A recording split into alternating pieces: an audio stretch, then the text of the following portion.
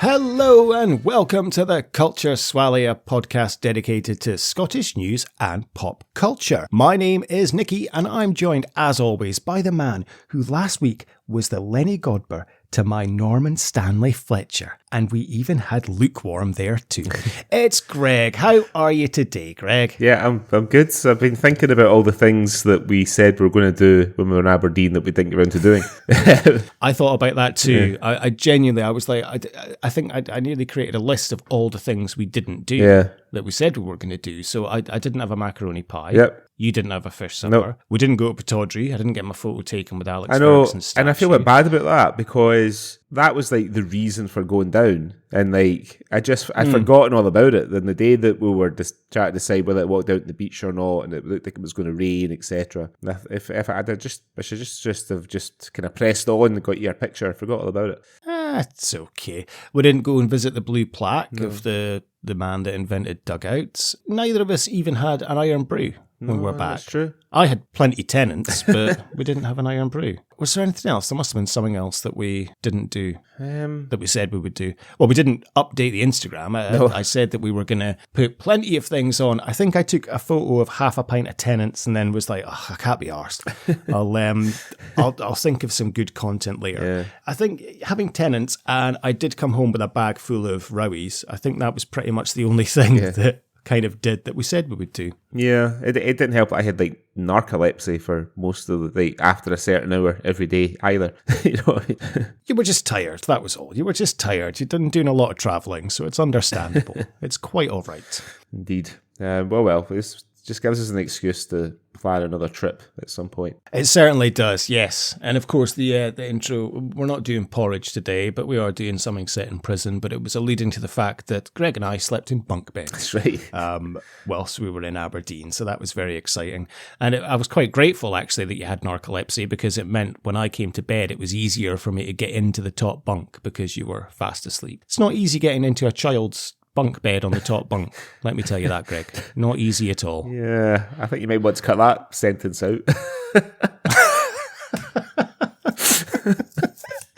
Yeah, that's a very valid point. Yeah, I think I might cut that one out. Yeah, that could be used against me in some way. Never mind. But we had a lovely trip in Aberdeen. It was very good to see you. Good to see Lukewarm as well. Do you get that reference? I do, yep. And he was very hospitable. Yeah. He was very hospitable as well, picking us up and taking us where we needed to go. Not offering us any toast when he was having his own toast, but otherwise, it was a blip in an otherwise exemplary record of hospitality. And we did get to go and visit all the venues that we did. Would have visited anyway, basically. Yeah. Macambrin's, Wild Boar and the Dutch Mill. And the grill. And the grill, of course, yes. How could I forget? And the Northern Bar as well. Of course, yeah. But she did not bad, Isn't actually. Normally. Actually did. Yeah, no, we did. I think we did all right. Did we not go? And the college. Oh, the foundry. And the foundry. And the college. Yeah. And the foundry.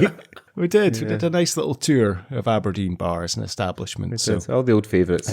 We did okay. All the old favourites, yes, definitely. And some new ones. Brewdog for their wings. Chicken wings. As we apparently very good. Know about. Apparently so. Who knew? Oh, well. So yeah, I guess that covers our trip to Aberdeen. So apologies, listener, that we didn't update the Instagram. Apologies that we didn't do pretty much what we said we did. I still never had a macaroni pie. No. And it's going to be until the next time I'm in Aberdeen, which, let's face it, is probably going to be a few years away. I don't think I'll be back anytime soon. So I'll be in Aberdeenshire in December because I'm going to see my mother and stepfather and sisters for Christmas. So I'll have to try and get a macaroni pie inside me when I'm there. If you fly via Amsterdam, I'll meet you in the terminal on the way back. You can throw one over the concourse, and I'll try and get it back. I'll ask a fellow passenger if they'll take it out for me. Will you take this macaroni pie? I promise I'm not the first person to ever try and smuggle drugs into Amsterdam. It is a macaroni pie. I'm going to have to Google that actually and see if I can get a macaroni pie in Amsterdam. There must be somewhere that does it, but I'll see. But it probably won't be the same. You can always make it up. I think I could have. Yeah, you know something? I mean, when we went to the tattoo parlour, there was like a baker right next door. I could have went and got a macaroni pie before I went to the pub, but I didn't want to spoil my lunch. So yeah. Never mind. There's always next time. Always next. The macaroni pie will happen. I could make my own, yeah, but I can't be arsed. It's too much hassle. It's like I said to you, I could make my own rowies. I looked at the recipe one day. It takes about 6 fucking hours. Fuck that. Life's too short. Anyway, okay. Well, shall we have a look at what's been happening in the news in Scotland, basically when we were in Scotland? Absolutely. Well, since we've been there. Yeah, you won't find. Fortunately, you won't find us in the news because we were on our very best behaviour. But yep, let's cue the jingle.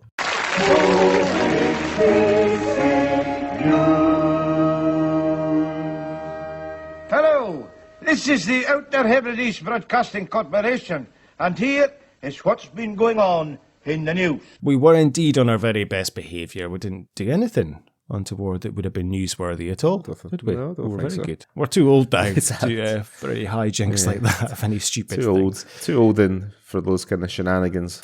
So, what have you seen in the news this week, Greg, that caught your eye in Scotland? Well, the first story I saw, I chose it because it's quite a bizarre story. It comes from the Scottish Sun on the 4th of June, which was yesterday, because we're recording this on Sunday the 5th. The headline is, Cats So Macabre. Sick artists flogging homeware, gifts and drawings dedicated to Scottish serial killers. Oh dear. Oh dear, indeed. So if you're looking for any of this stuff, you can find it on the craft marketplace Etsy. Designers have adorned Tat with drawings of the country's most infamous criminals, including Robert Black, Peter Tobin and Bible John. There's a mug that has the picture of Moors murderers Ian Hindley and Myra Brady, and it says Yorkshire Moors Ramblers Society, established 1983. Have to have a pretty dark sense of humour. Glasgow-born Moors murderer Ian Brady has been printed on a clock and a Christmas tree bauble, and Peter Tobin appears on a tea towel with lipstick kisses on his face. Fans have hailed the twisted works with a flurry of 5-star reviews, while website bosses encourage shoppers to step into spring with cheerful finds. Fuck's sake.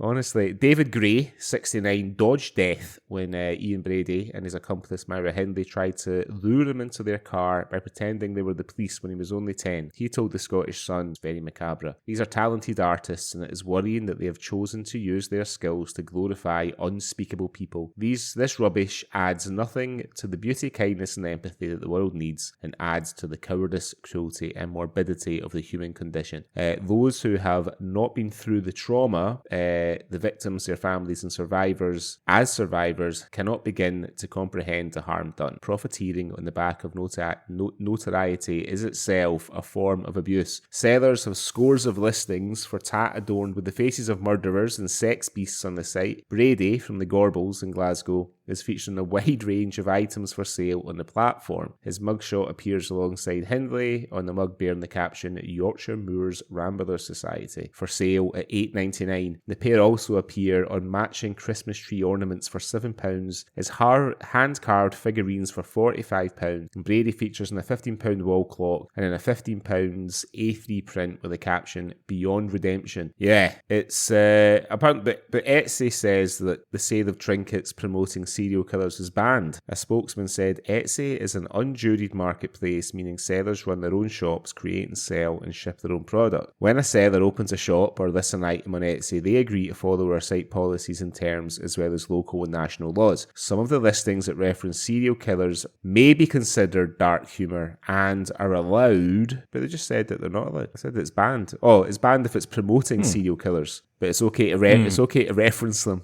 Apparently, whatever the fuck that means. Okay. Yeah. So yeah, I'm looking at the pictures. I'm not sure I'll be adding any of this to my Christmas list this year. I mean, should it not be stuff that's useful? I mean, okay, a tea towel, but it should not be stuff that's related. Like, I would probably buy like a Dennis Nielsen drain unblocker.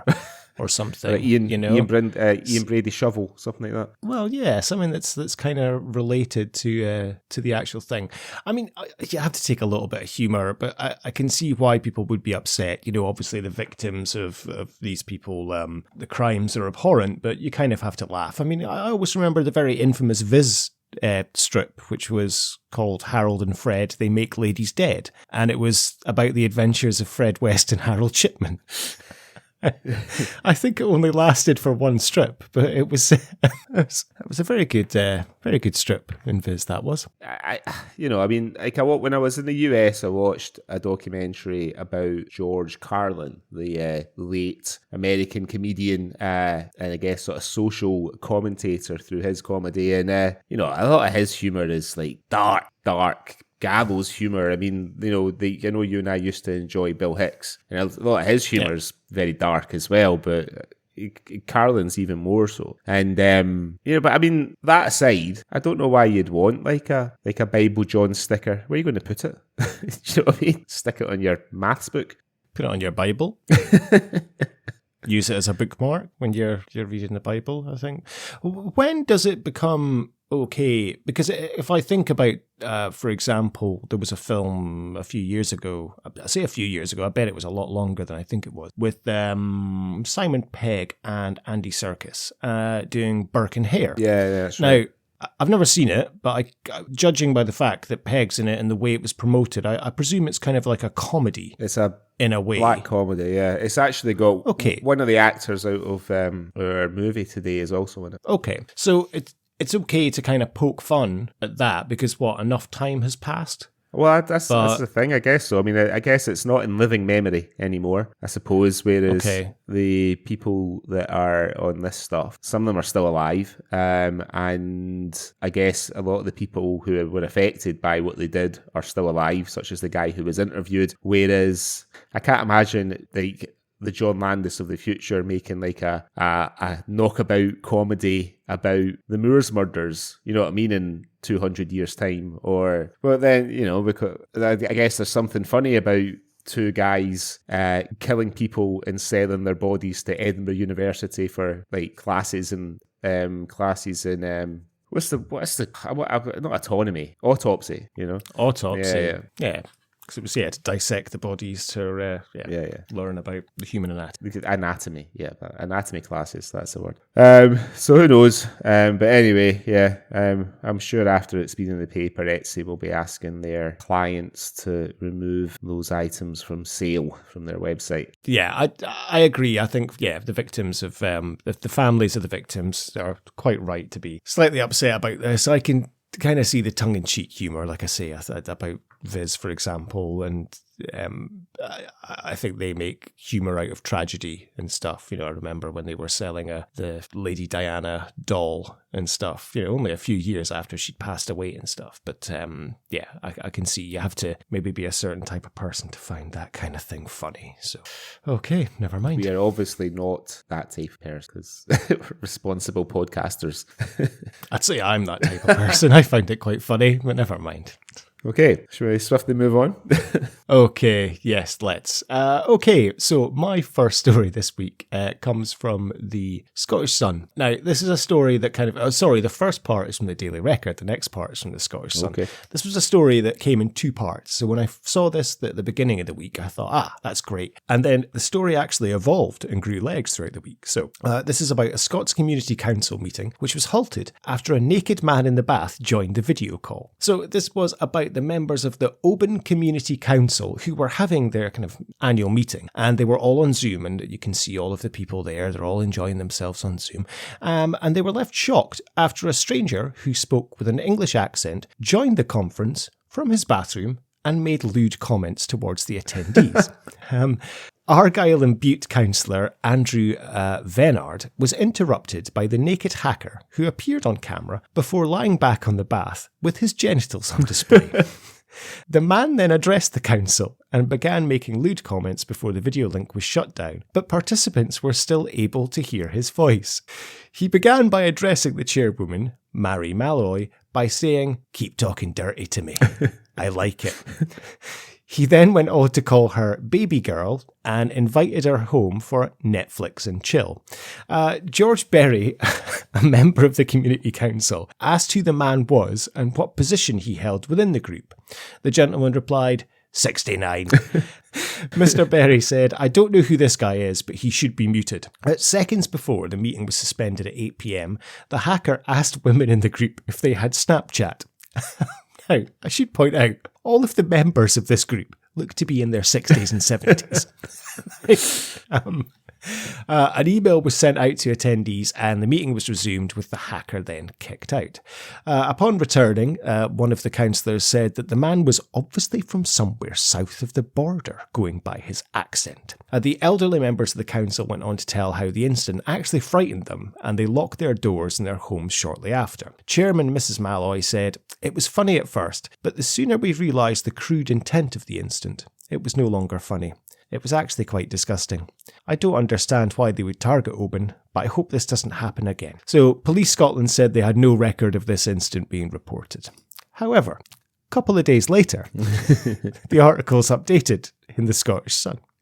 A raging social media celebrity has told how pranksters have stolen his identity to hack into a Scots Community Council meeting. Now, the upshot of this is a gentleman who apparently is quite big on TikTok in Scotland. Right. However, he does have an OnlyFans account as well. This is a gentleman called Kevin Wright, 43 years old. So on his OnlyFans, apparently he has a video of himself getting into the bath where you could see his genitals and everything.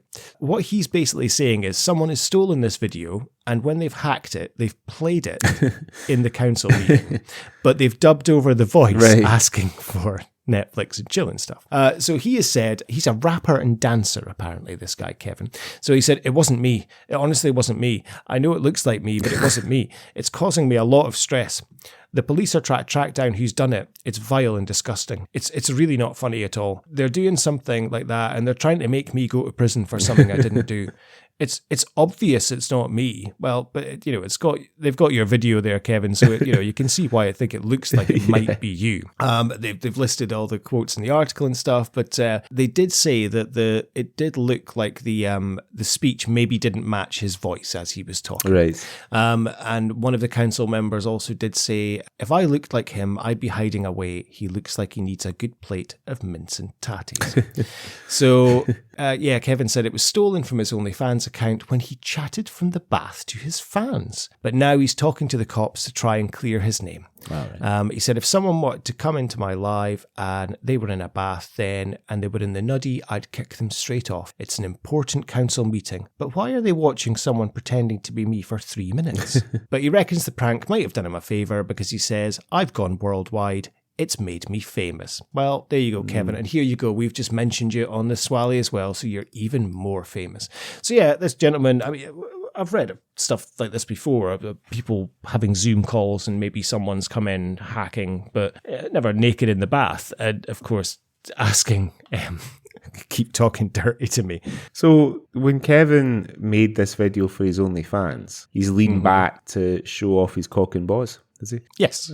He's lying in the bath and lying back to show his cock and balls and speaking to his fans. I haven't watched the original video, Greg, just to clarify, so I don't know what he's actually saying. I know I maybe should have for purposes of research for the Swally, but I haven't watched it.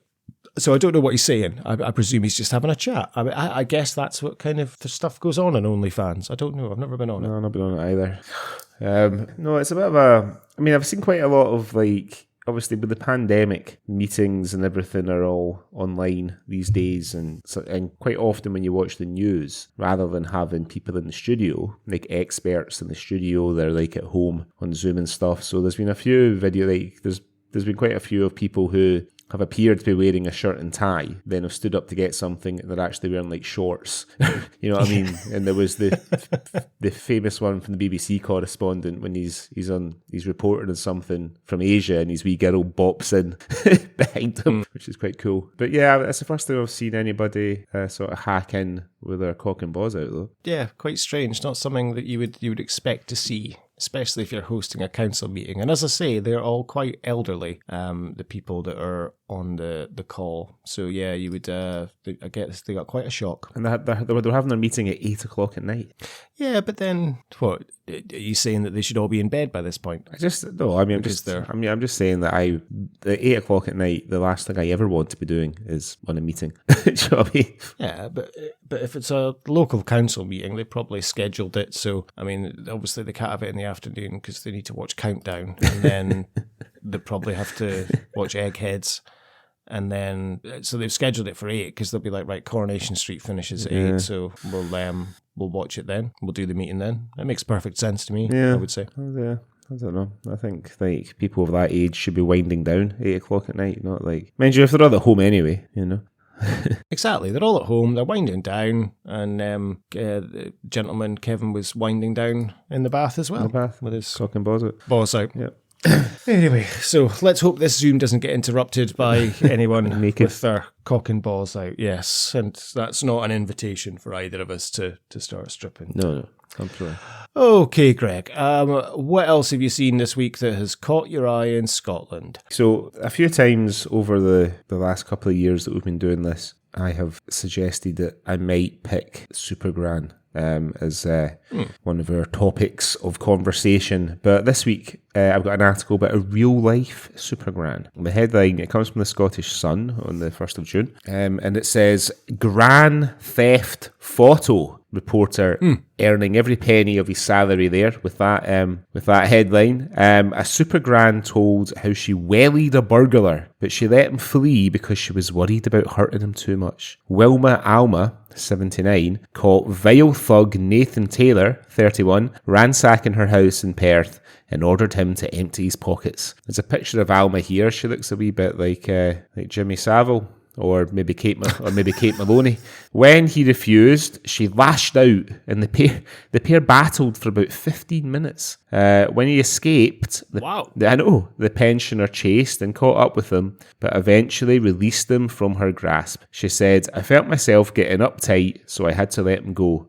I couldn't have been answerable for what I was going to do to him. I let him go for his own safety, really. I gave as good as I got. Maybe even a little bit better than that. He's no big hard man. He should be embarrassed." Wilma was out in the garden and tried to head inside for a cuppa. She couldn't open the door. She got the spare key from the neighbour, and she was confronted by hooded Taylor, who had stuck the lock on behind him so he wouldn't be disturbed. But she wasn't spooked, and she went for him when she noticed his pockets were bulging with her stuff. In the struggle, he dropped a £40 pair of earrings that he'd stolen. Wilma said, "I wellied right into him. I took hold of him with both hands and threw him against the stairs. I told him to give everything back, but he said he was looking for someone called Willie. We tussled for a while, and I wouldn't let the Egypt go. You should have heard the language. My downstairs neighbour came round and told me to stop swearing." Taylor broke free and made it into the front garden before determined Wilma caught up with him. After another struggle, he ran off with all her medication, which may or may not have included steroids, by the sounds of things, but probably not, and jewellery worth about £1,000, including her late husband Geert's wedding ring. Wilma said, "It's really upsetting they got away with that. It's irreplaceable because it's the last thing I had of him." Wilma's neighbour called the cops, and the great granny identified Taylor from a picture. But when the case called in court, the addict was caged for just 6 months after he admitted theft. Wilma said, "That's just bed and breakfast. He'll be back on the street in no time," and just laugh that off. "If I was the judge, I would have cut his balls off. But I hope the boys inside give him grief for getting stopped by a great-grandmother." Wilma now refuses to leave the house where she's lived for 20 years, and she has no intention of quitting gardening, but from now on, she's making sure her door is always locked. She says, "If he dares to come back here, I'll be ready for him. My pals have joked that they're going to buy me a pair of boxing gloves. They might come in handy." Taylor's solicitor, David Holmes, said his client wanted to apologise, but has difficulty with drugs and doesn't remember the incident. So there you go. A real-life Supergran throwing guys against the stairs, chasing them down in the garden. You think of that? Fantastic. Oh, that's brilliant. I mean, Wilma is a hero. I absolutely love the fact she's like, if I was the judge, I'd have cut his balls off. I can safely say I don't think he's going to be back, once he gets out, because I know I bloody wouldn't. I mean, unless it's some sort of big Cape Fear-esque revenge mission he goes on, but I wouldn't have thought so. But yeah, Wilma, good on you. So they grappled for 15 minutes. I mean, I can only presume he was off his face at the time or something. Or do you think Wilma really is just an absolute hard nut, like grappling granny? Would she have been the type that would have been whacking Big Daddy with her handbag? Yeah, I think she definitely would be. I think she'd be whacking giant haystacks with her handbag, but waiting out the back to get a photograph with Big Daddy after the rest of them was finished, I think.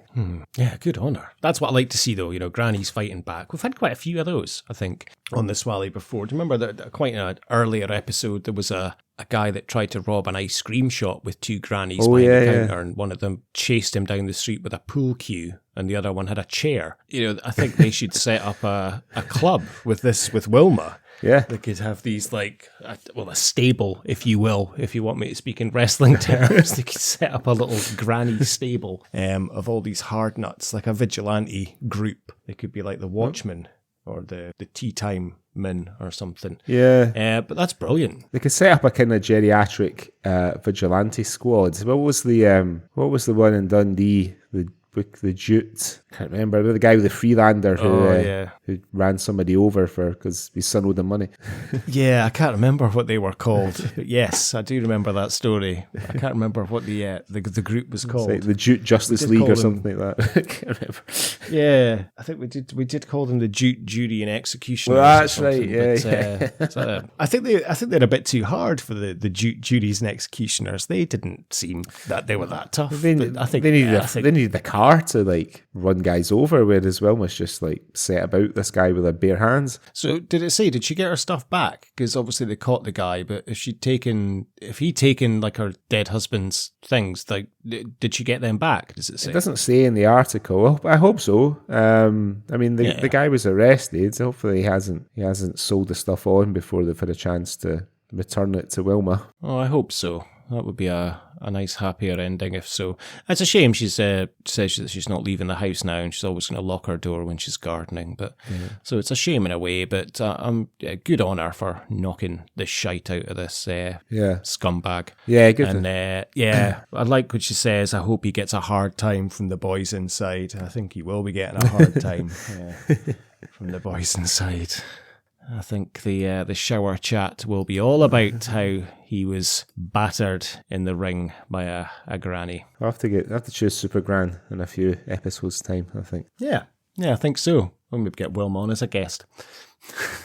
So that was my next story. What's your second story this week? My second story, Greg, is about a cruel prank. And it's about a Scots schoolgirl who was overcome with emotion in a cruel prom prank on Capital Radio, but she has claimed that she knew it wasn't real all along. So this is about Glasgow teen. This is from the Scottish Sun this week. It's from the Scottish Sun today. So this is about Glasgow teen Anna Carty, who contacted Capital Scotland last week asking for their help to see if they could get ex-One Direction star Harry Styles to be her prom date. So she got in touch with the radio station, and so a special message to the schoolgirl. Harry appeared to accept her invitation on Katie J's Getting You Home show. Anna's prom is set on Thursday, June the 9th, 2 days before the singer performs at Ibrox Stadium for his Love on Tour show. I didn't realise Harry Styles is playing Ibrox. That's going to be quite a show. A voice clip that was played on the radio said, "Anna, how's it going? It's Harry Styles here. Hello. Look, Katie J passed on your invite to the prom, and I'm sure it'll be a good Scottish party. I'd love to be there, so send me the details. I'll see what I can do. So I'll see you soon." Katie J then told an overwhelmed Anna, "You heard it from the horse's mouth. It's on the radio. It's legit," as she asked the teen to send through her details for Harry's team. But all was not what it seemed. It later emerged that it was actually Capital DJ Roman Kemp impersonating Harry's voice for the prank. Capital filmed Katie J playing Harry's message for Anna and posted it on their Facebook page, where it was picked up and made headlines in Scotland and America. But Anna has since says that she knew it wasn't real, and when she heard the voice, she just knew it wasn't. According to the Daily Record, she said, "Yeah, I knew it wasn't real. I enjoyed being on the radio and it was a good laugh, but it was just a bit of fun, and I'm looking forward to my prom. I knew when I heard the voice that it wasn't Harry Styles." However, a radio insider told the Record that people were astonished by the prank and they thought it was fine to broadcast. Furious listeners and furious Harry Styles fans alike have since slammed the station on social media for the low blow stunt. One Facebook user said, "That's so mean. It's not him. Another commented, I feel that that's Roman Kemp. I hope she doesn't get pranked. That would be so cruel. A third said, good old-fashioned radio, get a laugh at someone else's expense. Luckily, she's not stupid enough to fall for it. And a fourth said, I knew it wouldn't be Harry, but to actually trick a girl with Roman's voice is just a low blow. Meanwhile, someone fumed, that is just one sick prank to pull. So, Capital Scotland have since removed the video from their social media channels, and they have been contacted for comment. So, I mean, come on, it's just an old-fashioned radio prank. It used to get done all the time. I don't know if it happens as much nowadays, but we grew up in kind of an era. Certainly in Aberdeen, it was Robin Galloway that would do the breakfast show in the morning, and he would always have a prank call. I think he would phone up somebody or some company and put on a voice, and it was just kind of the done thing back in the day. Whereas I can see that this is maybe quite cruel. This girl says she doesn't believe it. However, being a 16-year-old schoolgirl, and you do see stuff like this of celebrities will go to proms with people, that are deserving, but normally it's someone that's, done something very deserving. Yeah, I'm sure this girl has done deserving things, but, To be fair, Robin Galloway would usually come clean at the end of his prank call. You know what I mean? So he wouldn't leave the person he was pranking hanging. Katie J sounds like a bit of an arsehole, to be quite honest. You know what I mean? Like, I think in 2022 and having daughters of my own, they're not as thick-skinned as perhaps the 16-year-old girls of our time were when it came to that sort of thing. It's a bit, because she'll be getting it ripped out of her at school, I'm sure. Yeah, and maybe that's why she's had to say that she was in on the prank all along, and she's like, yeah, I knew it. Maybe that is why, to save face. I can only imagine, because, would let's say your eldest daughter phoned up to Dubai 92 and said that, she wanted to get Corey Taylor to go to her prom. Do you think that someone would, Catboy impersonating Corey Taylor's voice would trick her? I'm not sure. I don't think my daughter would really do something like that. She's not really a sort of celebrity, famous person, obsessed girl. She quite likes the Stranger Things cast. So maybe like if, actually when we went to a couple of years ago in Kuwait, the kid who plays, what's his name, Noah, the one that goes missing in the first series of Stranger Things. Yeah, Will. Will, the kid who plays Will. I think the actor's Noah. Yeah. So he came to Comic Con in Kuwait, and my daughter's older friend queued up for 2 hours to get a photograph and a signature, and my daughter was like, yeah, I can't be arsed standing in a line for 2 hours. So she just left her to it. So I don't know that she would be up for it, to be honest. That's astonishing. A 2-hour queue for probably the least most popular kid in Stranger Things. Yeah, but it was Kuwait. Do you know what I mean? You could have had the girl who played Barb turn up, and she'd have got a big turnout. I think I'd rather meet the girl that played Barb than the guy that plays one. No, I mean, I agree. I think it's a cruel prank to play. I mean, especially, as you say, this girl obviously says that she was in on it, but let's face it, she probably wasn't. I think that she might have, although it depends, I haven't listened to it, maybe the impression is so bad that she was instantly like, oh, there, that's not fucking Harry Styles. That's that prick Roman that's off the radio doing his way. But you know what would be good? The fucking joke would be on Katie J because Harry is playing at Ibrox a couple of days before. The joke would be on if he did actually turn up at the prom.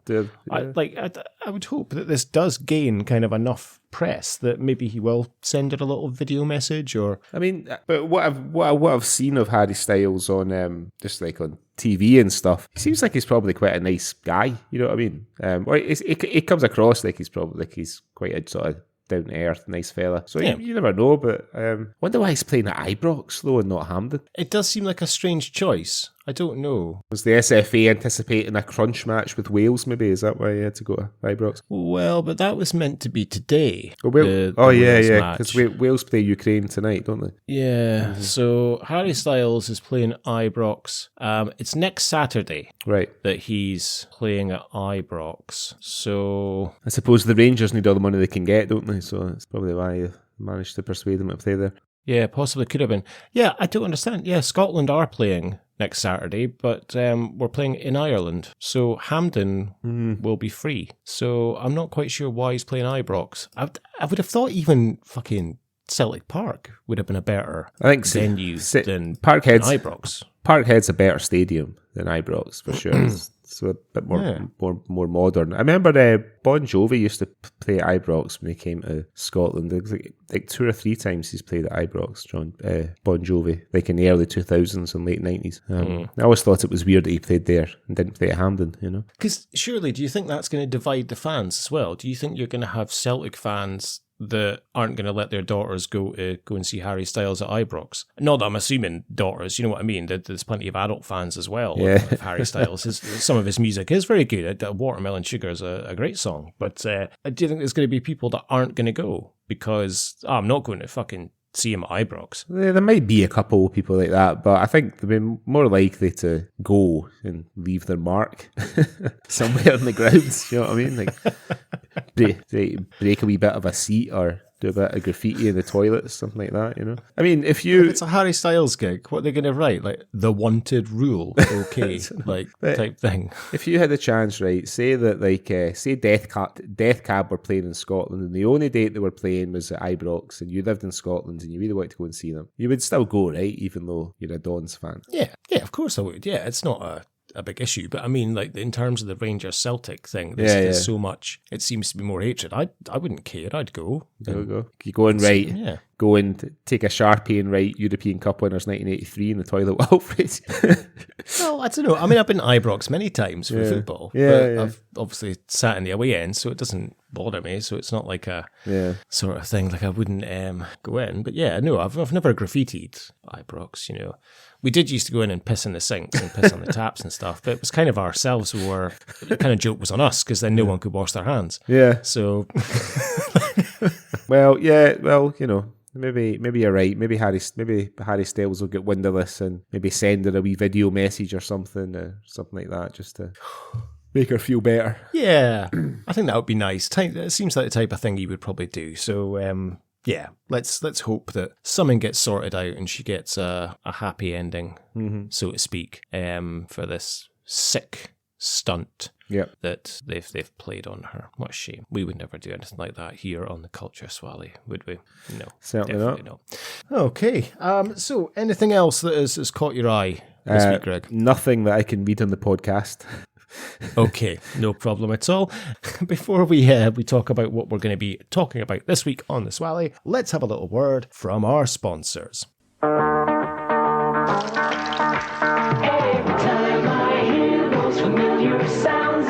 Something tasty coming round. Scottish goodness sounds like Lawson to me. Sounds like Lawson. Sounds like Lawson. Scottish goodness sounds like Lawson to me. Sounds like Lawson. Sounds like Lawson. Goodness, that sounds like Lawson's. Okay, Greg, so it was your choice this week of what we're going to be talking about. So why don't you tell us what we're going to be talking about on the Swally today? Okay, so the episode before last, we did The Debt Collector, starring Billy Connolly. That movie is very, very loosely based on a real-life Scottish or ex-Scottish gangster called Jimmy Boyle. But there is a movie which is based directly on the life of Jimmy Boyle. It's called A Sense of Freedom, which is what we're going to be talking about today. It was made in 1981. It's based on Jimmy Boyle's autobiography of his life of crime and, perhaps more importantly, his time in prison. This was when he was reputed to be Scotland's most violent man. The screenplay was written by Peter McDougall. We've done some of his work, quite a lot of his work actually, on the Swally before, such as Just a Boys Game, Just Another Saturday. And it was directed by John Mackenzie, who also directed Just a Boys Game and Just Another Saturday. And the film features, I'm sure you'll agree, a smorgasbord of Scottish acting talent, including David Hayman as Jimmy Boyle, Jake Darcy, Alex Norton, Fulton Mackay, Hector Nichol, John Murtagh, Sean Scallon, even Jan Nichol, who plays Clatty Aina in Just a Boys Game, is on screen for a few seconds. Yeah. What did you think of A Sense of Freedom? First time really watching it, I think. There were a few things in it that I kind of almost seemed to recognise. I'm sure I've seen bits of it somewhere. But the first time I've properly watched it from beginning to end. Yeah, a very difficult watch. I think it was very good. I enjoyed it. There were some parts that I found quite uncomfortable, and I have a couple of issues with the film in terms of just the structure and pacing and whatnot. But overall, yeah, it's always good to see something from the past and something that's such an important Scottish film and something that's also a true-ish story, kind of based on someone who is actually real. Again, as you say, the cast I thought was fantastic. David Hayman is excellent in the role.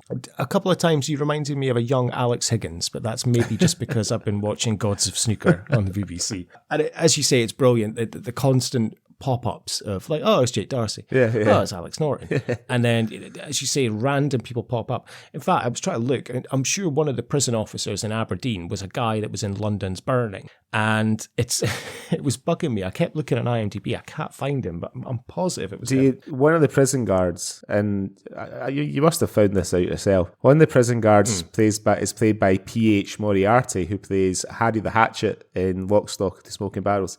Yes. I did find that. I did discover that. Yeah. In fact, I was going to, actually, that was, I forgot. I was going to do a subcategory of best prison guard, but I completely forgot to go back and delve into that. Yeah.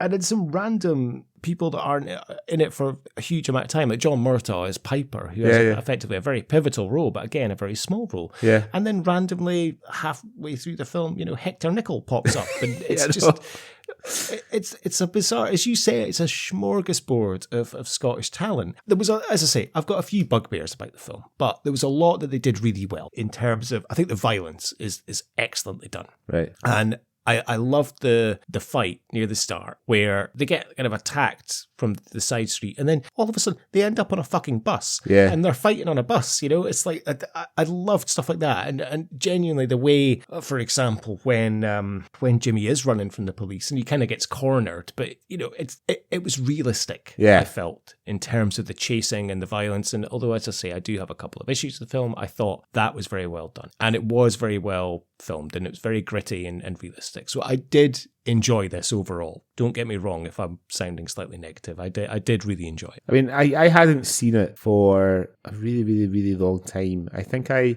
had it on, because I bought it on DVD when we were in Aberdeen. And there's two versions. There's the original version, and there is what they're calling the controversial dubbed version. So I watched both. I can't really find any differences between the two films, like scene-wise or whatever. But the thing about the dub version, which makes it a bit more watchable than the original, is that you can actually hear what people are saying. Like the sounds, particularly in the sort of first act of the film, when he is, before he goes to prison and he's knocking about Glasgow, getting, he's fighting, he's getting beaten up, he's doing X, Y, and Z. It's quite hard to hear, especially like if they're in like the pub and they're talking, whatever, you're kind of, what the fuck? Even with the volume up, it was difficult to hear, whereas the dub version is, you can tell what's going on. I totally agree with you. Like the pacing is quite strange. I don't know if this is the first time Peter McDougall has ever adapted somebody else's work, because usually I think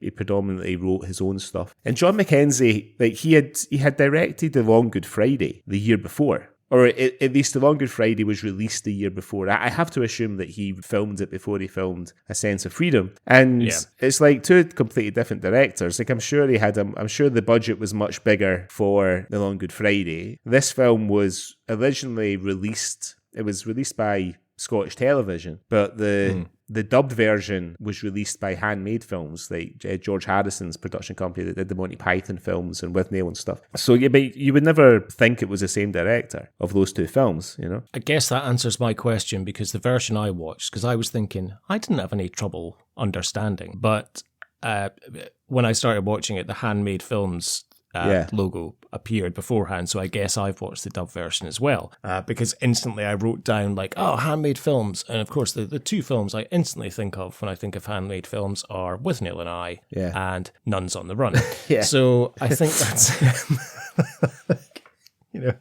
I should say they did make some other very quality films as well. For some reason, I think Nuns on the Run is just the next one that I think of straight away. So yeah, sounds like I've watched the dub version too. Yeah. So like I took Friday afternoon and went through both. And like just the way it kind of goes from one sort of almost set piece to another. The film gets a bit more interesting when he goes to prison. But then even when he goes to prison, it's kind of goes to one prison, acts up, hits a screw, goes to solitary confinement, gets moved, same again. I mean, I suppose they're following Boyle's book, which if I had time, I would have read it before doing the podcast. But what I did see, on the DVD that I bought, there is an old program called Sarah's Story. It's one of the extras, and it's about the woman who Jimmy Boyle met when he was in the special wing in Barlinnie. She was a doctor and ultimately fell in love with and got married to. And he's, at the time of recording that program, he's released and they've got a baby together and stuff, and you see him there. And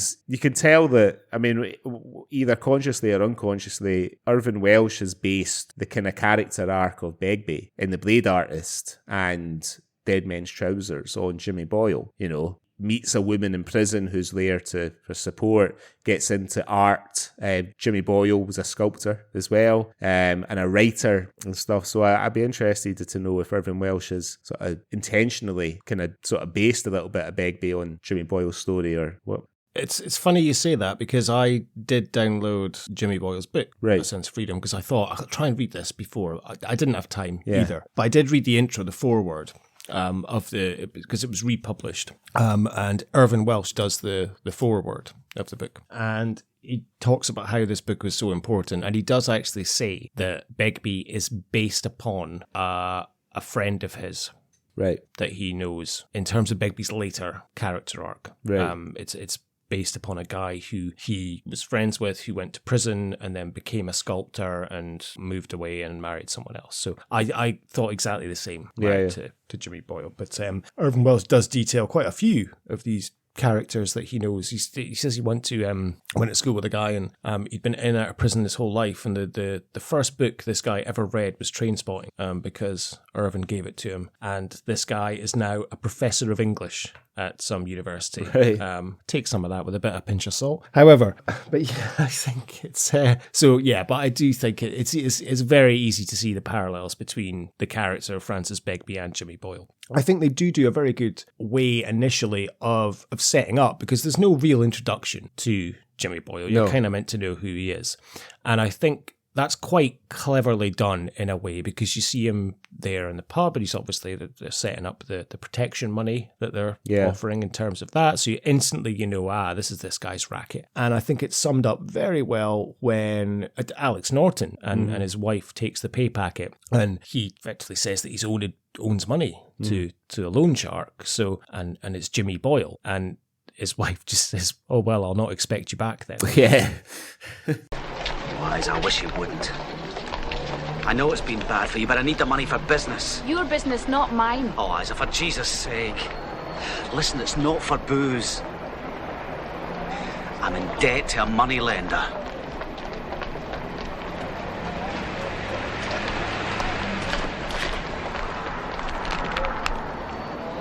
Isa, it's Boyle. Jimmy Boyle. I'll not expect you back then.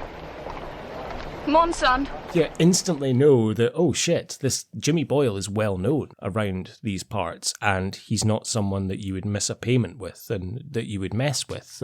I think they did that very cleverly without having to go into explicit detail of showing him lending people money and then beating them up and doing that. You instantly know this is what he does. He's not a nice guy.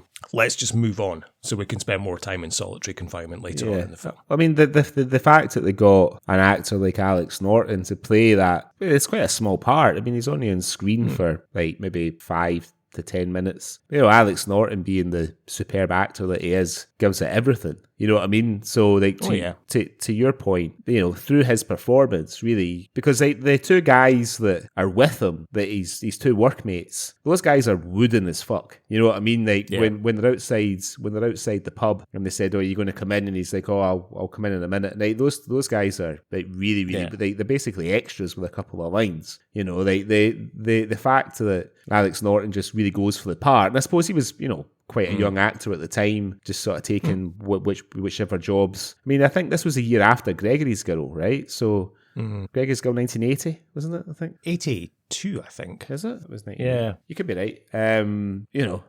But yeah, to your point, completely tells you everything that you need to know. So if you don't know who Jimmy Boyle is, then before you start watching the film, you know sort of everything you need to know about him after Alex Norton is puked in the close, you know?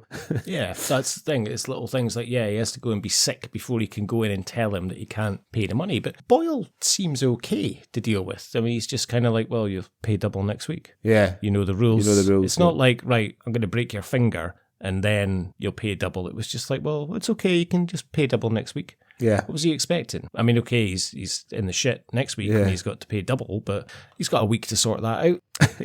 yeah. I just had a quick look there. Gregory's Girl was 1980, so it was. Oh, okay. Oh, there you go. So, yeah. So I guess you're kind of meant to then, he has a rival on the streets in terms of Piper, played by John Murtaugh. Yeah.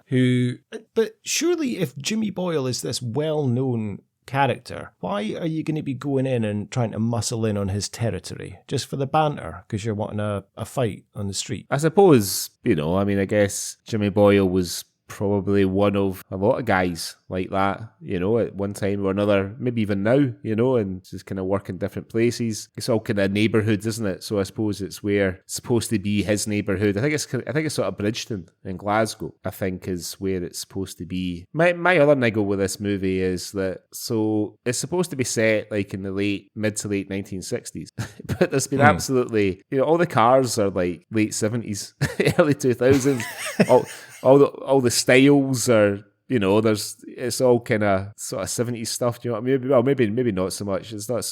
You don't see a lot of flares and big collars, right enough, but not a great deal of thought gone into establishing the period, Yeah, I would have thought it was 70s. If not having known the timeline, just seeing it, that's what I would have instantly thought it was, because they don't really go into too much, as you say, in terms of dressing up the set and stuff. Yeah, it's as you say, though. I mean, the beginning, the pacing is kind of all over the place again, because it's very much, as you said, this second half of the film is very much him going from one nick to the other and getting a screw. The beginning, and I guess it's to establish how lucky he's been, but about how he's getting in and out of trouble and always getting off with it, in terms of but it is, as you say, it's kind of one set piece after the other. Yeah. So they have the little Rami gets arrested, but now, is he, after that first kind of fight, because it's unclear, he's in the car and I think somebody says something about you'll get 2 years, and you see the shot of the prison, and it's almost to show a passing of time. Right. But when he gets out, he does say 2 months in solitary to his solicitor. But then he says he's out on bail. So I'm presuming he's got arrested after that fight, and then he's been in prison for 2 months. He's been in remand maybe for a couple of months, or maybe, I don't know. That was something that was unclear as to how long time has passed. But he just gets out of prison, and then they bump into these coppers, and then he's down the alleyway giving his solicitor a gun and a massive knife wrapped in newspaper. Yeah. It's like, again, something that was a bit unclear. It's weird. And the thing is, like, what he goes to prison for, you don't see. You know what I mean? We've got this there's this thing in Glasgow, and maybe it's in Scotland as well, where notorious criminals will claim police persecution. You know what I mean? So I'm sure, I don't know if Jimmy Boyle's ever admitted, I know he's served his time for murder, but I don't know, I know he always pled not guilty. I don't know if he's ever subsequently put his hand up and said, yeah, but actually I did do it. It's a bit like Paul Ferris as well, do you know what I mean? It's like, well, the police are all, the police just harass me because I used to get in a bit of trouble now and again, and they stitch me up and all that, and we always seem quite ready to believe these guys, sort of publicly in Scotland. So that's maybe why the decision's been made not to show the murder, because it was like someone's supposed to have been killed at a party that Boyle and his mates were at, and they're getting the blame for it. I think, because I've read a couple of interviews with Boyle. So this is where I think they mix things up a little bit in the film. And it's almost, what this reminds me of in a way? It reminds me of when I was at school, and I remember I was writing a story for English class. Must have been about 13 or something. And this was obviously before the days of typing things up. So you were writing paper to pen. And I remember the plot that I wanted to happen. And it was kind of similar, like that something would happen and then something else would happen. And the third time it would get kind of done. Yeah. But then I kind of actually forgot and I was writing the plot again. I was like, oh shit. So I had to make it happen again to fix what I'd earlier mistake, if that makes sense. And it feels like that's what they've kind of done in this film. It's so obviously he has the first instant of the fight, and then of course he gets his hands and legs axed and ends up in hospital. But then he's out the next day sitting in the pub, then flees to London. Yeah. Gets arrested. That's when I think he has 2 months in solitary. The same day he gets out, he goes up and slashes Dave Anderson in the face, which I did not appreciate seeing Dave Anderson. No, poor Dave. Slashed in the face. Poor Dave. He was just coming to get his pint of milk. And I guess that's the nonchalant way as well of when he gets back in the car and he's like, was that the right guy, Jackie? Yeah. He's just fucking slashed him in the face. Of course, you better hope it was the right guy. Then they go to the party, which you don't see. The next day is when apparently he gets arrested, but then he gets out and found not guilty of this murder that happened at this party despite there being witnesses. And then the next scene is effectively him going out with, he goes out with Bobby, I think he goes out with, and they end up, and then they slash this guy across the chest. Yeah. And then it's left of, do whatever you want with him. And that's the guy that dies, right? So apparently it was a guy called Babs Rooney that Boyle was committed, that he was sentenced for the murder. Now, he has said that, and I think this was at the party, so that's what I mean, they've kind of extended this thing. He's admitted that he slashed him across the chest, but he denies killing him. He's later come out after he was released and said it was actually the guy he was with, William Wilson, that murdered him. But William Wilson had since passed away. Right. When Boyle said it was Willie that did it. Yeah. But he's dead, so can't defend himself. So it's one of those things that's completely shrouded in a bit of mystery. Boyle will never admit that he did it if he did, but he's blamed it on William Wilson now. Anyway, I think the film kind of mixes two. It leads me to believe that, like, oh shit, we've done that. Right, we'll have to put something else in to show why he's done it. And how do we think that guy? Because when he slashes that guy across the chest, they both leave. Who killed the guy? Was it his wife, the woman that was there? Was it Sheila? Like, was it her that killed him? Because the next thing we see is the body getting put into the ambulance and somebody saying, "Who's that?" And the cop were saying, "I don't know, but he's very dead." Yeah. Which was a nice little line. Yeah. There's a few of those kind of McDougall sort of dry, that sort of humorous lines in it. But I didn't realise watching it that was the guy that he is ultimately being sentenced to life for murder for. Well, that's what I presumed, because otherwise, who do you think it was? Because after the party and he gets arrested, then you then see him coming out of court as a free man. He says he's, not guilty. So he's free of all crimes. Yeah. And then you see him slash the guy across the chest. Yeah, I presume it's not very well done in that way. It's not very clear, in my opinion. And again, I think they did too much to establish him as this character. It should have just been the party, and then he was found guilty of that. There was no need for the scene of him slashing the guy across the chest, really. I mean, I think maybe it's a little bit similar to what we were talking about in the news about with the serial killer tattoos and stuff. I suppose, like, when this movie was made, it's it was not that long after the events that it depicts. You know what I mean? I think all this is sort of less than 20 years later, so very much still in living memory. I guess they had to be a wee bit careful and leave a bit of ambiguity about some of the events, I suppose. You know what I mean? But to your point, it makes it quite hard to follow, and hard to understand where, why he is where he is. The narrative doesn't become easier to understand until he goes to prison. Yeah, and I think the fact that he's in prison, it does help. As you say, you can follow because it does come up with the name of where he is and the year, so at least it does make it easier that and when he's moving about. And it does help that he does even say the governor of Nairn, for example, saying he's been here 8 months, we're only meant to be 6. So at least he's been there for 8 months. So it does help in terms of passage of time. Yeah, there's another scene later on when he gets taken out of solitary and the screw says to him, your 19 months in solitary have come to an end, and you're like, fucking hell, 19 months. But that is the time you do kind of see him to start to go a little bit mad during those 19 months. That's when he's talking to himself and getting a bit. And that's the thing, as you said, it is very much on repeat. So he does go to prison and gets a lovely speech from Fulton Mackay as the police officer that's effectively been hunting him down the whole time. And he does deliver this wonderful speech as Jimmy's going off. And Jimmy's trying to act the hard man in front of him, but you can see that he's fucking shiting himself, and Yeah. he's upset. Like, he's been sentenced 15 years minimum of a life sentence and found guilty of this murder he says he doesn't commit. You and I go back a long time, Jimmy. Remember? I've known you from your first approved school. But this is different. You're not about to start your time. Your time's over. You've been, son. And from this minute on, you've nothing to live on but memories. I hope they were worth it. Because you won't be making any new ones where you're going. There's no coffin built I won't climb out of. You suffer, you bastard.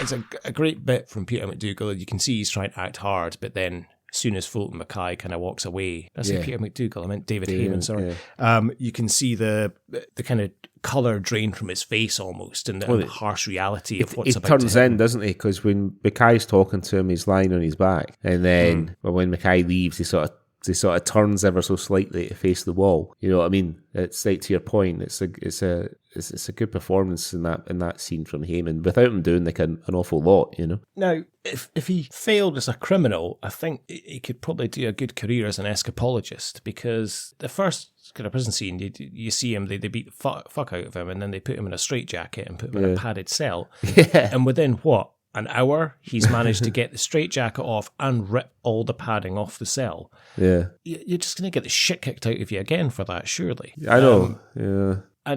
And how did he get out of that straitjacket is something I would like to know. I don't think they're that easy to get out of. Houdini apparently used to dislocate his shoulder to get it out. Or was that, am I thinking about Riggs and Lethal Weapon? One of the two. maybe I'm thinking about Riggs.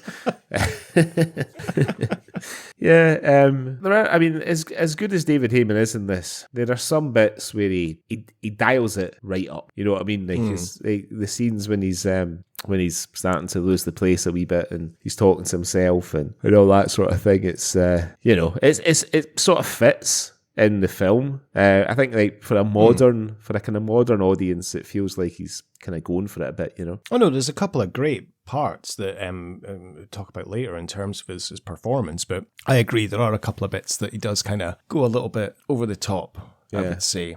And I guess none more so in terms of when after he rips off the padding, I guess he's moved to Nairn prison because they're send him out somewhere where no one's going to be bothered with him. And of course he gets in and cuts his hair with this razor that he's got secreted somewhere. His waistband. And then rips up the blanket and then covers himself in shite. Yeah. The way. Now, I didn't quite understand this to begin with. I thought it was just a dirty protest. And then I realised, okay, it's so the officers won't beat him up. Yeah.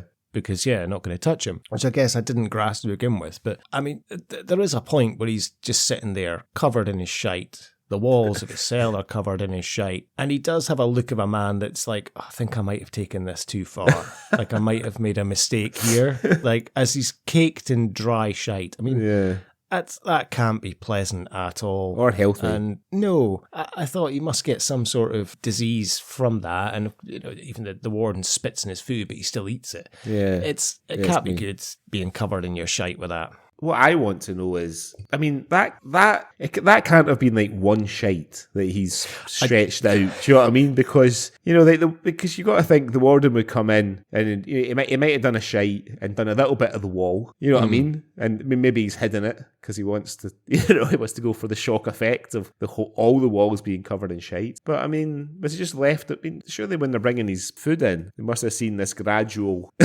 like soiling of the cell walls. Well, you'd certainly think so, because as you say, it's a lot more than just one shite that took. But it does appear that prisoners are left on their own for days without being checked on. Maybe not in Nairn, but definitely in a prison. I think it's back in Glasgow. Is it later on in the film? Yeah.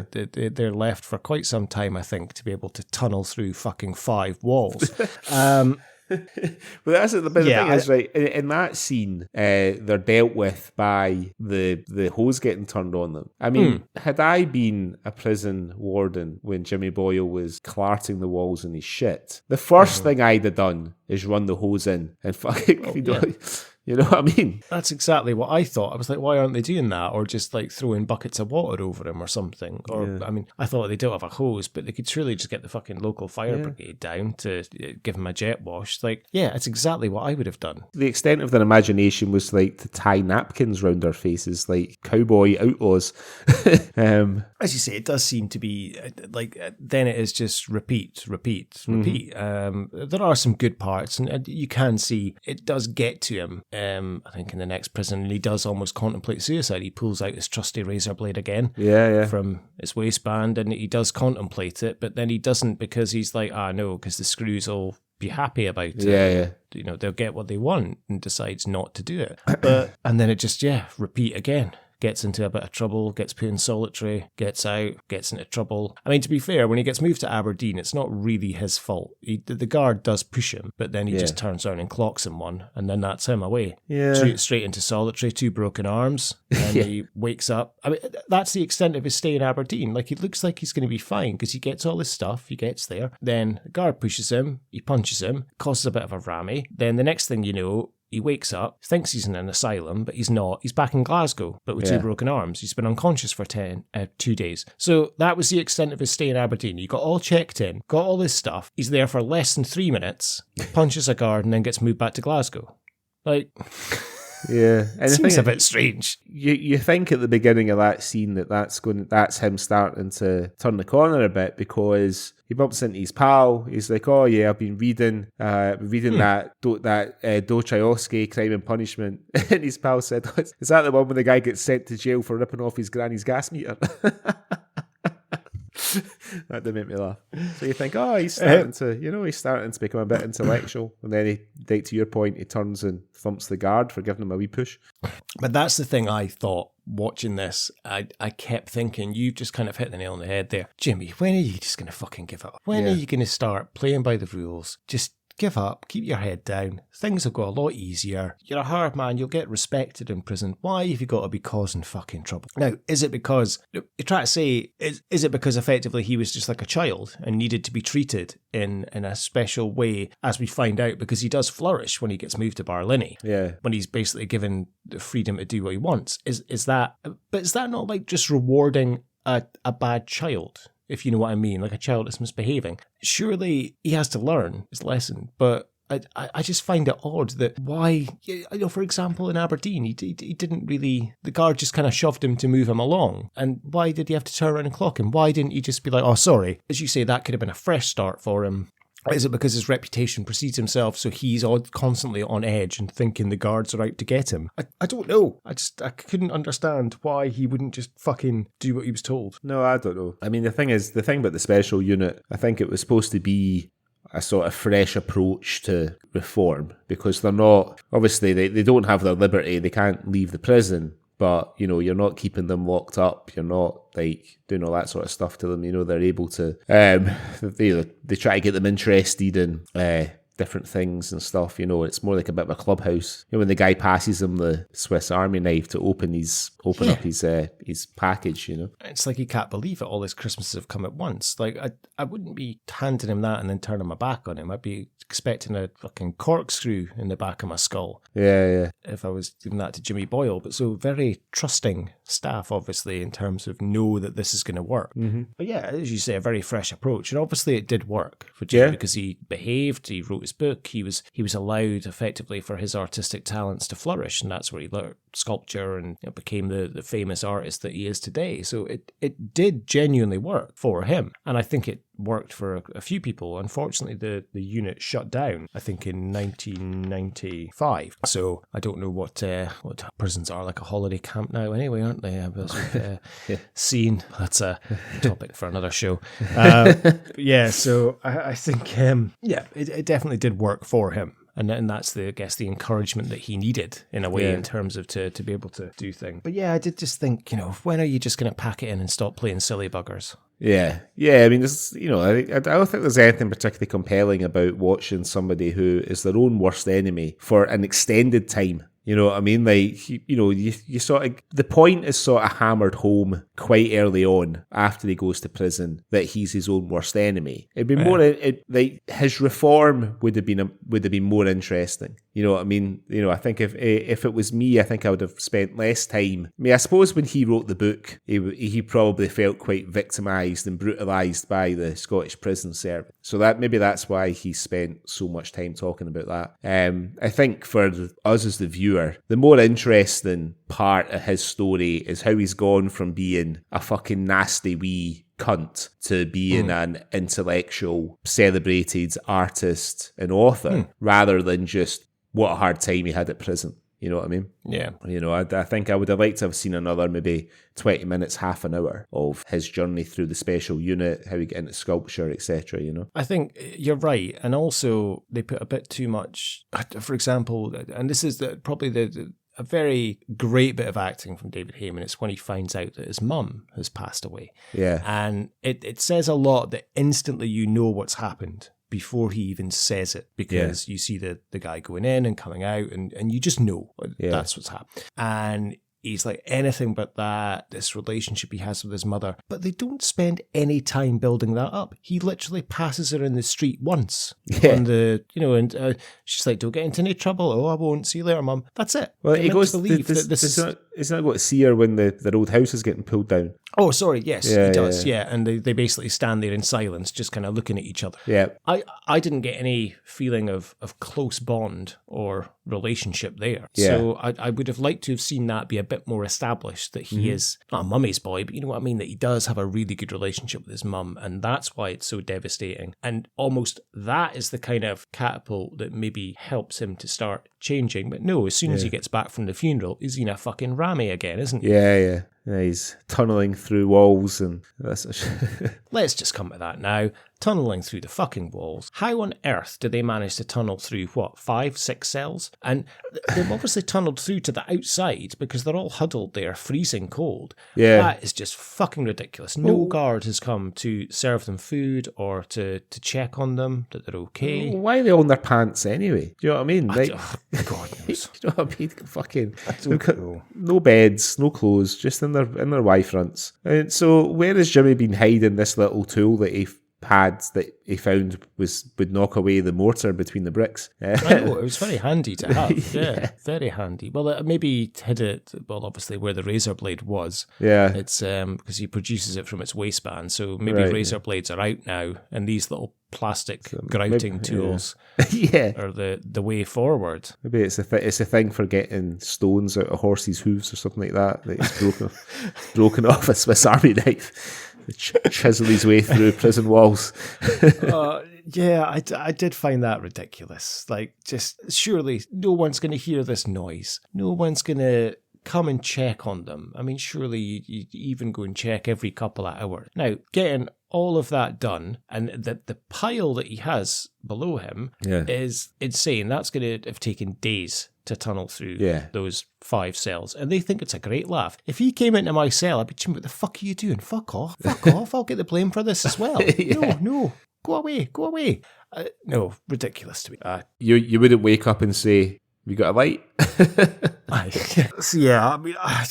Didn't appreciate that. I did think the violence is quite well filmed in terms of the fights and stuff, but the pacing's all over the place. The thing about the violence that I think is particularly effective, and I think it's something that John Mackenzie does well in the other 2 Play for Todays that we've done of his, is that it feels it's not particularly graphic, but you're in no doubt of what's going on, so it feels really realistic. You know what I mean? It feels it feels uncomfortable. You know what I mean? Like when you watch like The Rock like fucking battering 5 guys in a film. It's, you know, it's exciting because it's The Rock and stuff like that, and you're like, oh, wouldn't it be great to be as hard as The Rock and do all that shit? But then when you see these like sort of skirmishes and stuff, and particularly in a sense of freedom, like the fight you spoke about earlier, like when it goes in the bus, like the young guy running up with all the knives for the other guys, and you know, there's the guy with the shotgun who shoots the window, and then as the guys are running past, one of them slashes the guy with the shotgun and everything. And you know what I mean, it's very, you know,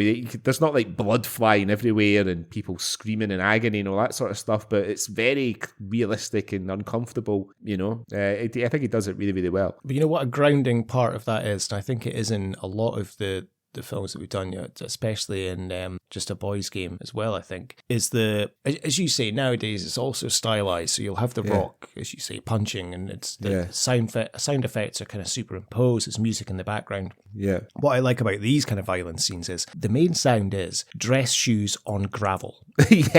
Like you hear the scraping of the shoes on the pavement and the scuffing of the shoes, and then you just the shouting, but it's unclear. It's more of like a just with the scraping of the shoes on the gravel and the pavement. That's what makes it realistic, because that's what you hear if you're actually watching a proper fight. The street. It is just, you know, the shoes on gravel and a bit of a guttural kind of primal roar, rather than it's that sort of frantic sort of chaos, you know, bodies everywhere, you know, shots of shouting and bawling. There's a story about and I wonder, it just came to me there, I wonder if maybe they've taken a bit of inspiration for when they run onto the bus. But there's a story about one of the Glasgow razor gangs in the 1930s. I think it's maybe the Billy Boys, of them chasing another gang onto the train at Bridgeton Cross, and they continuing the battle on the train. And I wonder if maybe they've taken a wee bit of inspiration from that story for this for the bus bit there in that fight. Maybe, don't know. Yeah, maybe. Did they take inspiration of that for the train, the film? Was it Train to Guvan? Which one's that? Train to Busan. Oh, the one with the zombies. Train to Guvan. Oh God.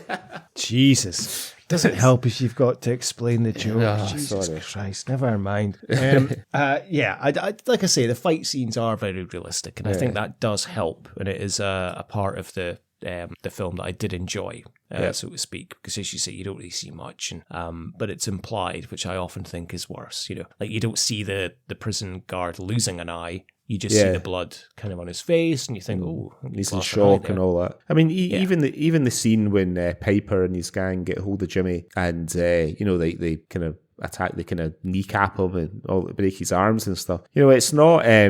Again, you know, it's sort of lit in such a way that it's unpleasant, but it's not gross. You know what I mean? It's not, oh, Jesus wept. You know, it's like they show just enough, I think, you know? Yeah, I would agree with you on that. It's heavily implied, and you can see at the end, you just see that it's the kind of the trousers are soaked in blood, and you get enough, because I wasn't even sure. I didn't know if it was an axe or if it was just a hammer they were hitting with, and it wasn't until you see the police officer explaining, you know, attacked him with an axe and stuff, that you realise just how bad it could have been. And how bad it was, but indeed, all implied though. I think it was, very well done from that aspect.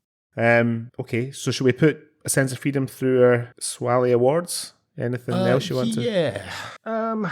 No, I think it was just, well, I mean, the only other thing is, you know, again, we briefly mentioned him, but we spoke about pacing as well. Yeah.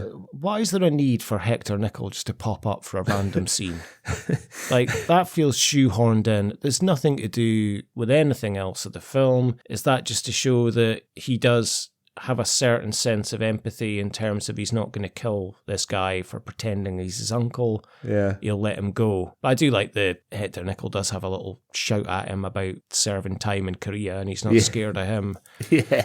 But what was the need? Was that just to get Hector Nichol in for 5 minutes? I mean, I wonder if maybe that's it, because Mackenzie'd worked with Nichol before on Just a Boys Game, and maybe he just spent the night working with Hector Nichol. What can we do? You know, I mean, to be fair, I mean, it's not quite on the Alex Norton as Malky's part, but you know, Hector Nichol goes for it as well. You know, it's a great little. It's a great little sort of side scene, really. Like, to your point, it's a bit inconsequential. I think if it serves any purpose, it's maybe just to maybe show how notorious Jimmy Boyle is. You know what I mean? With his flat full of stolen goods and stolen booze and all that kind of thing. Maybe, I have no idea, but you can tell Hector Nichols going to make the most of it, you know? Oh, yeah. And he certainly does, yeah. He's enjoying himself there.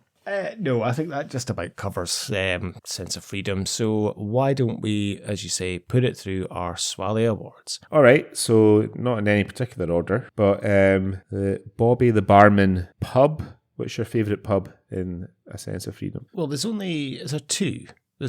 Or is it just one? The first one, there's two. There's the one at the beginning with the synchronized tables getting thrown out of the window at the same time, which I quite appreciated. And then there's is it the Ben Moore where Jimmy does all these business? Yeah, definitely the second one, the Ben. Yeah.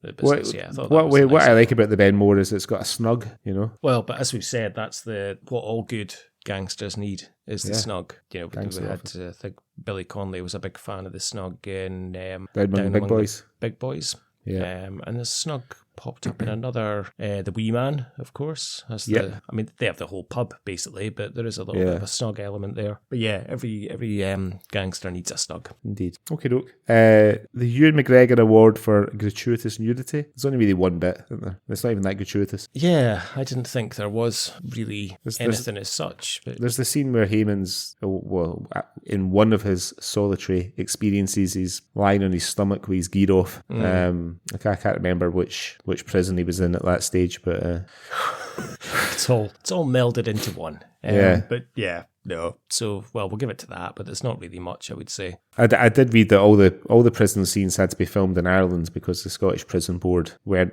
up for playing. So right. So this next one's a really difficult one just because of the cast list. But the James Cosmo Award for being in everything Scottish. Who did you go for in the end then? Because it is difficult. Well, if we think about Cosmo often appears in a supporting role. Taking that role, I went for John Murtagh because he does, pop up. I would agree with you. I've got John Murtagh or Alex Norton, purely because Alex Norton does seem to be in everything as well. But I think Murtagh does really challenge him. So, let's give it to John Murtagh. Why not? Okay, doke. The next one, the Francis Begbie Award for gratuitous swearing. There's quite a few choices here as well, because it's quite a sweary film and it's quite a violent film as well for T Zoot. But a couple of good choices. But did you have anything in particular that you really appreciated? I mean, most of the swearing seemed to be near the beginning, and it was, I felt it was quite sort of kind of utility swearing. I thought. What did you go for? It's when they are speaking to John Murtagh's character, and they're saying they've got him out the pub, and he says something like, "Oh, we'll see," and I think it's Jake Darcy's character goes, "You'll see fuck all without your eyes." What do you mean, what am I up to? Can a man not have a beer in peace? Not in the bar I do my business in. What? You've had the message. That's the way it is. You guys are bad news here. You're moving. What? Get it soon! Put him back! We'll see. You'll see fuck all without your eyes. Stay away. I did like that. I thought that was good. Just the element of fuck in there as well. And then the only other one is when they throw him into the padded cell with the straight jacket. And I do think one of the guards does shout, "That's you fucked." Yeah. And I thought that was quite a nice little way as well. But that's about it. Do we think Jake Darcy's character became Pete the Jakey? You think maybe he's in Still Game he's turned his back on a life of crime and just embraced the purple tin? That's a wonderful thought, actually. Yeah, I hope so. That would be really great. I mean, that's a full arc then, really, isn't it? Like, he was a school teacher in Gregory's Girl, then he became a criminal, and then gave it up and became Pete the Jakey. That's a wonderful character arc there. I hope so. Became a criminal because he couldn't get any respect at the school, and some teachers accused him of fancying one of the girl player on the team. Dee Hepburn. D. Hepburn, yeah. I mean, who could blame him? Okay, look, the Jake McQuillan Award, the Jake McQuillan Your T Zoot Award. I've got 3 choices here. What about you? There's quite a few, but just because it shocked me so much and because I was so upset by it, I put Dave Anderson getting slashed I think it's because of the pure nonchalant way he gets back into the car and asks if it was the right guy. But there's a few to choose from, but that's what I put because it shocked me. But what about yourself? It was unexpected. I had that. I also had when he cuts the guy's chest as well, because that was unexpected too. Yeah. And it's, it's massive. It's a massive sort of slice across the guy's body. I had the scene where he punches a prison officer for giving him a wee push, and I had the scene where Boyle himself gets tanned over the head with a hammer. Yeah. On the Jake McQuillan point, I've got to mention. So the music for the movie is by Frankie Miller and Rory Gallagher. Frankie Miller, obviously a fan of writing songs for films with the title of the film in his song.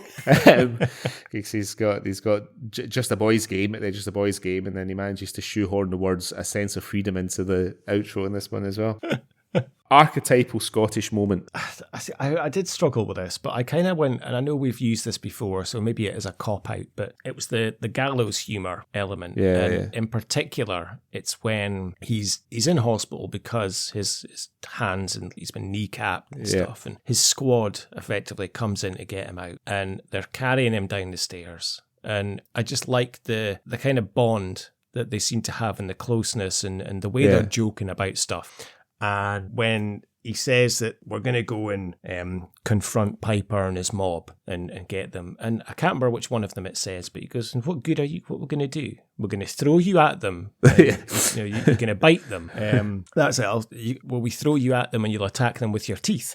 And I just found that quite humorous, and I thought it was quite Scottish in a way, of terms of having to make a joke out of an obviously very bad situation and thing. But the gallows humour, I thought that kind of ran throughout a lot of this. And as you've said, there are a few lines in this that are pretty funny. Throw away as well. So that's what I went. I had puking in a close. That works just as well, actually. Yeah, that's brilliant. Yeah, I thought of that myself. Actually, that works perfect. Okay, the Sean Connery Award, sometimes known as "Who Got to Go Home and Fuck the Prom Queen," who won the movie? Who'd you give it to? It's David Hayman, isn't it? Yeah. I mean, I'd like to give it to Frankie Miller for the song because that's probably the best bit of the film. But it's David Hayman. He does deliver a very good performance, and as I say, despite looking like a young Alex Higgins in some scenes, he does give a very good. Slightly over the top in some places, slightly understated in some. I mean, I think I don't know if he's respected. Funny, because I watched this. This is available on YouTube for anyone that doesn't. I'll put a link in the podcast description. And I think someone does say in the comments, like, David Hayman, one of probably the finest Scottish actor of his generation. And someone replies, like, he's not even in the top fucking 5. He's good, but he's not that good. I think he is a very good actor, I have to say. And he's been in a lot of stuff that we've covered in the Swally. But there are times that he is kind of a bit over the top in this. He portrays the character well. He's believable as Jimmy Boyle, but he wins. I mean, I have to be nice with David Hayman because I met him once at the Sunday Mail Sports Awards about 2010, and he was very nice guy, very generous with his time. I was happy to stand and chat for 5 minutes. Not a tall man, I'll be honest, but he was very,